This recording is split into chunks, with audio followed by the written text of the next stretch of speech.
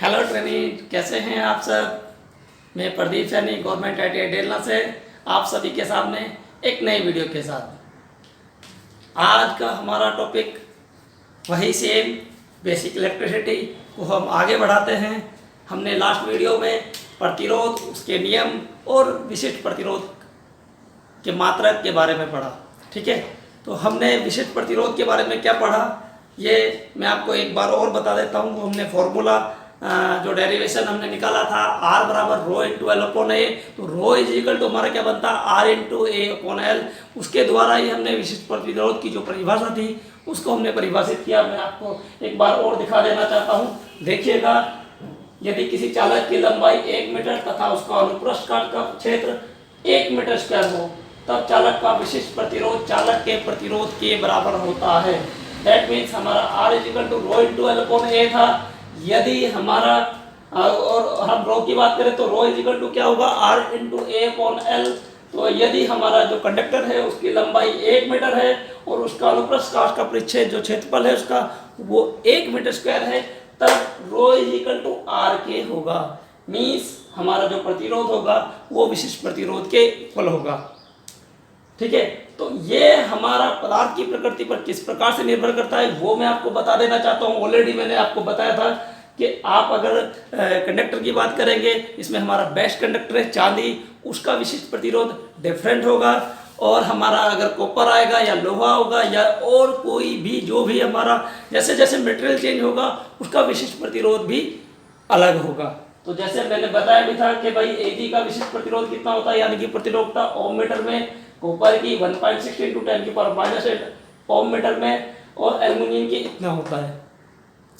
ठीक है, तो इससे आप समझ गए होंगे कि कैसे हमारा जो प्रतिरोध होता है वो पदार्थ की प्रकृति पर किस प्रकार से निर्भर करता है। हाँ, यदि हमारा जो सेम कंडक्टर है उसकी लंबाई अगर हम बढ़ाएंगे, क्योंकि मैंने पहले ही आपको बताया था जब ये डेरिवेशन हमने निकाला है, प्रूव किया, तो R प्रोपोर्शनल टू L है। जैसे जैसे L बढ़ेगा ऐसे ऐसे रेजिस्टेंस बढ़ेगा। जैसे जैसे हमारा इसकी क्या नाम मोटाई बढ़ेगी कंडक्टर की या अनुप्रस्थ काट का परिच्छेद बढ़ेगा तो हमारा जो प्रतिरोध होगा उस पर क्या इफेक्ट पड़ेगा, क्योंकि वो व्युत्क्रमानुपाती है, इन्वर्सली प्रोपोर्शनल है, तो वो घटेगा। वो बढ़ने पर, लंबाई बढ़ने पर बढ़ेगा। ठीक है, तो वो हम इससे प्रूव भी कर चुके हैं ऑलरेडी। ठीक है, तो नेक्स्ट हम अभी जो हमारा रह गया था कि तापमान पर किस प्रकार से निर्भर करता है प्रतिरोध। तो आज हम जानेंगे कि रेजिस्टेंस जो प्रतिरोध होता है वो तापमान पर किस प्रकार से निर्भर करता है। ऑलरेडी मैंने बताया था कि जब तापमान पर निर्भर करता है वो तीन कैटेगरीज होती है उसके जो डिपेंड करता है, क्योंकि हमारे जो कंडक्टर हैं वो 3 प्रकार के हैं। एक हमारा चालक कहलाता है जिसको हम कंडक्टर बोलते हैं, दूसरा हमारा है इंसुलेटर जिसको हम अचालक बोलते हैं, तीसरा हमारा है सेमी कंडक्टर, आपने पढ़ा होगा, जिसको हम अर्धचालक बोलते हैं। तो रेजिस्टेंस जो प्रतिरोध होता है वो चालक पर अलग निर्भर करता है, कुचालक पर अलग निर्भर करता है, उसकी निर्भरता अलग है, और जो हमारा कंडक्टर होता है उस पर अलग निर्भर करता है। ठीक है, तो उसके बारे में हम अभी बात करेंगे। ठीक है, तब तक मैं इसको क्लीन कर देता हूँ, देखिएगा।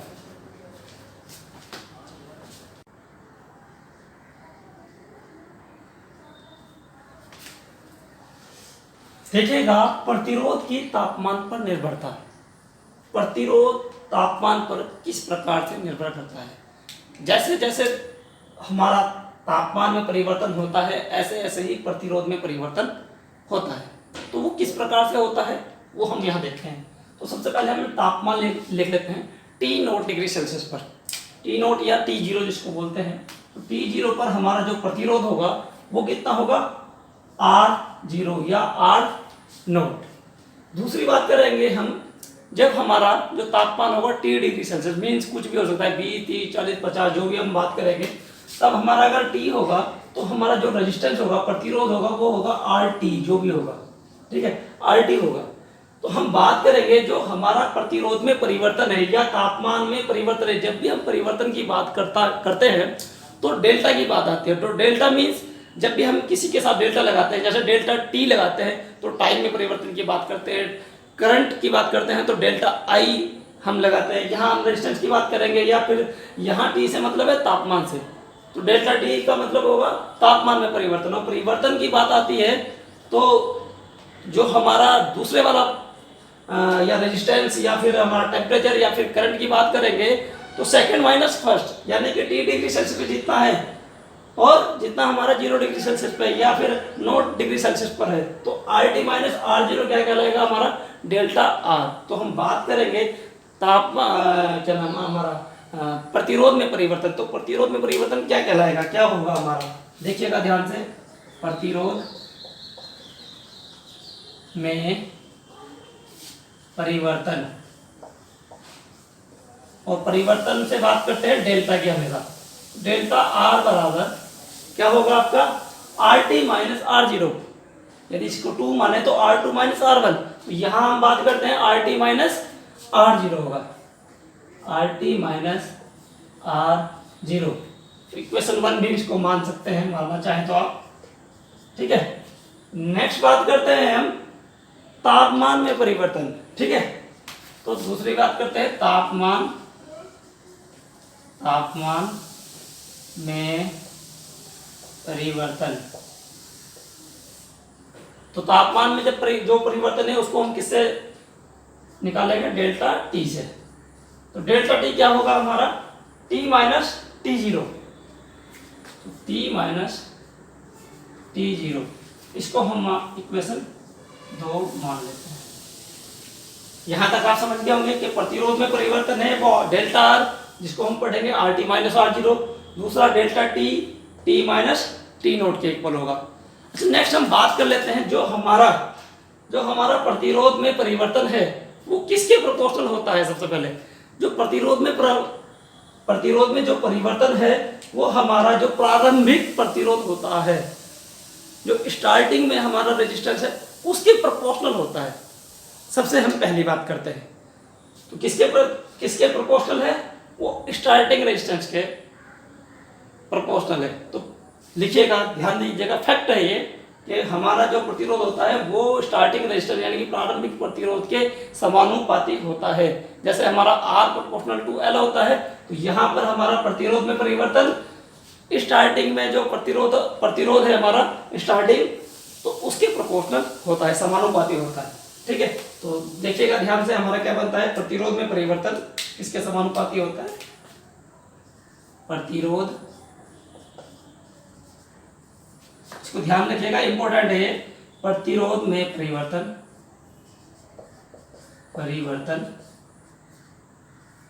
डेल्टा आर इसके प्रोपोर्शनल है भाई हमारा प्रारंभिक प्रतिरोध। और प्रारंभिक प्रतिरोध क्या कौन सा है हमारा, ये वाला है हमारा भाई आर जीरो, स्टार्टिंग में आर नोट, तो delta R proportional to R zero, equation 3 मान सकते हैं इसको आप, ठीक है।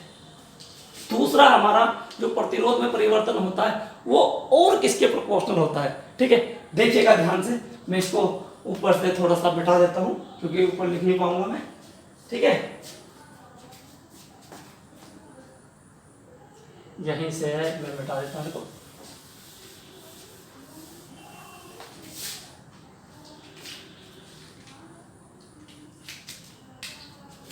सेकंड, ये तो फर्स्ट था हमारा। सेकंड, प्रतिरोध में परिवर्तन,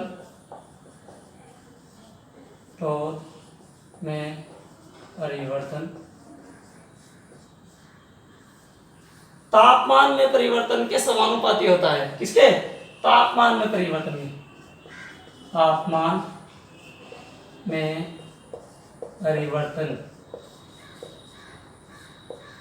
के समानुपाती होता है, समानुपाती होता है। पहला तो किसके समानुपाती हुआ, प्रतिरोध में परिवर्तन प्रारंभिक प्रतिरोध के समानुपाती होता है। दूसरा, प्रतिरोध में परिवर्तन तापमान में परिवर्तन के समानुपाती होता है। तो तापमान में परिवर्तन क्या है हमारा, डेल्टा टी, इसको टी माइनस टी नोट भी बोलते हैं, ठीक है।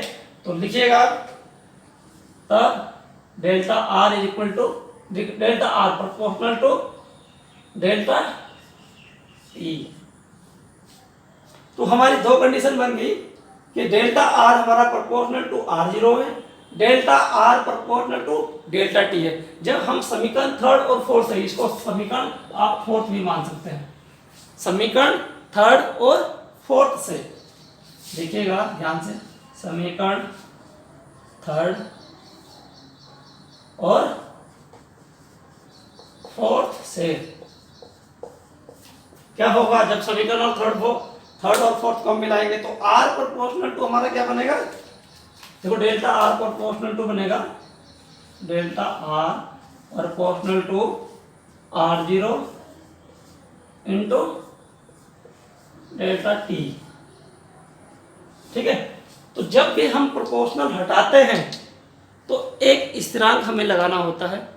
कोई भी हम जब हम सूत्र निकालते हैं, फॉर्मूला निकालते हैं, तो एक स्थिरांक, एक कांस्टेंट जरूर लगाते हैं जब भी हम प्रोपोर्शनल हटाते हैं, बराबर लगाते हैं। तो यहाँ भी ऐसा ही होगा कि एक स्थिरांक आपका लगेगा, इसको हम क्या बोलेंगे, देखिएगा मैं इसको मिटा देता हूं।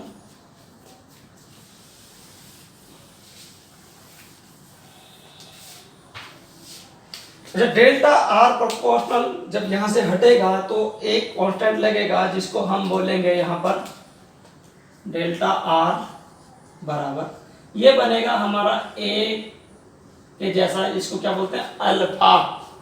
क्या बोलते हैं इसको, अल्फा, इसको अल्फा बोलते हैं। अल्फा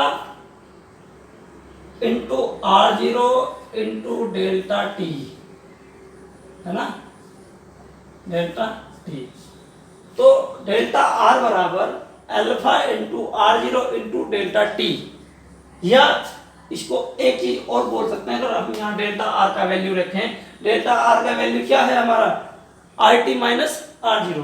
तो R T minus R zero बराबर क्या कंडीशन बनती है, मैं फिर लिखता हूं, देखिएगा ध्यान से।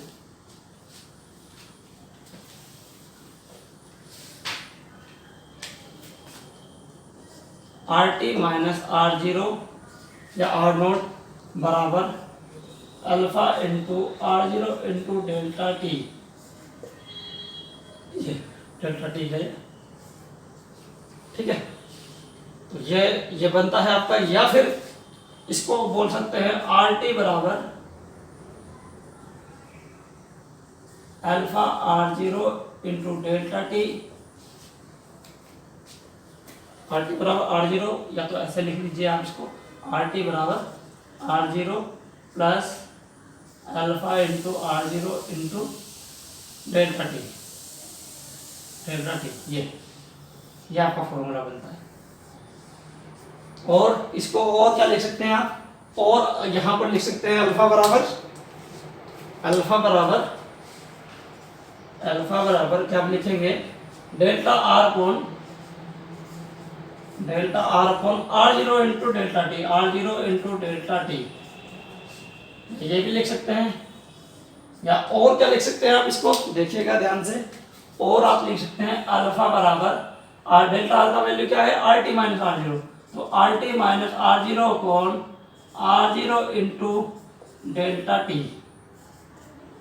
ये भी आप लिख सकते हैं आप, ठीक है। तो यहां से, और अल्फा को हम क्या बोलते हैं, अल्फा इज इक्वल टू, देखिएगा अल्फा है आपका ताप गुणांक, जिसको क्या बोलते हैं आप, ताप गुणांक। जो ताप गुणांक है वो किस प्रकार से निर्भर करता है, तो वो हम अभी बात करेंगे कि ताप गुणांक डिफरेंट होता है आपका। जैसे आपका अगर कंडक्टर है तो ताप गुणांक क्या होगा, सेमीकंडक्टर है तो ताप गुणांक क्या होगा, और अगर इंसुलेटर जैसे कुचालक जिसको बोलते हैं, अचालक जिसको बोलते हैं, अगर अचालक है हमारा कंडक्टर तब ताप गुणांक क्या होगा, ठीक है। तो बात करते हैं अब देखिएगा ध्यान से, यदि अल्फा मीन्स या तो कंडक्टर हमारा चालक है, अचालक है, तब तो अल्फा देखिएगा, अल्फा से 3 कैटेगरी इसमें डाल देते हैं।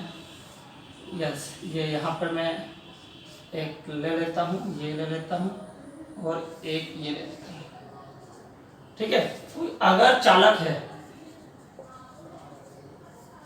और ये अचालक, दूसरा है सेमी चालक या जिसको अर्धचालक बोलते हैं आप,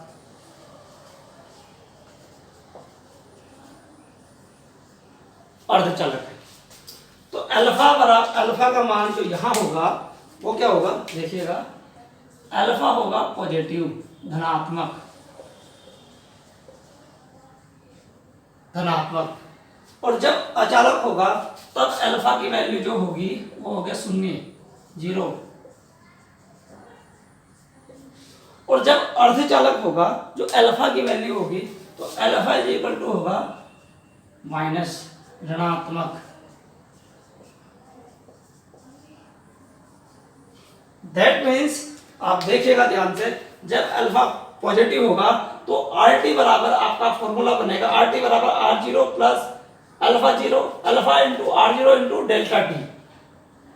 और यहां पर ध्यान से देखिएगा, जब अल्फा जीरो हो जाएगा तो ये पूरा का पूरा जीरो हो जाएगा। तो अचालक की कंडीशन में आर टी हम कितना भी टेम्परेचर बढ़ा दें तो उसका कोई इफेक्ट नहीं पड़ेगा, यानी कि आर टी हमारा आर जीरो के इक्वल होगा। यानी कि स्टार्टिंग में भी हमारा इतना ही होगा, जब हम ताप बढ़ाएंगे जब भी इतना ही होगा, जब भी टेम्परेचर मतलब रेजिस्टेंस वही होगा जो स्टार्टिंग में था रेजिस्टेंस। ठीक है, तो इसका मतलब क्या होता है कि तापमान में परिवर्तन का उचालक पर कोई प्रभाव नहीं पड़ता। ठीक है, चालक का तापमान में परिवर्तन का प्रभाव पड़ता है। अगर कंडक्टर है, जैसे जैसे हम तापमान बढ़ाएंगे ऐसे ही उसका प्रतिरोध क्या होगा, उसके प्रोपोर्शनल होगा। मींस हम जैसे ही उसका तापमान बढ़ाएंगे चालक का तो क्या होगा, रेजिस्टेंस भी बढ़ेगा। तो R प्रोपोर्शनल टू T है। जब हम बात करते हैं अर्धचालक की, सेमीकंडक्टर की, जैसे जैसे हम उसका तापमान बढ़ाएंगे ऐसे ऐसे क्या होगा, हमारा जो रेजिस्टेंस होगा वो कम होगा। यानी कि स्टार्टिंग में 10 था तो वो बाद में 8 रह सकता है, 7 रह सकता है। तो इस टाइप से वो क्या होगा, ऋणात्मक होगा, क्योंकि उसके लिए जो फॉर्मूला बनेगा हमारा वो बनेगा आर टी बराबर 1 प्लस अल्फा जीरो, क्योंकि अल्फा का मान नेगेटिव होगा तो आर टी बराबर हमारा फॉर्मूला बनेगा आर टी बराबर R zero minus alpha R zero into delta T, ये बनेगा आपका फॉर्मूला।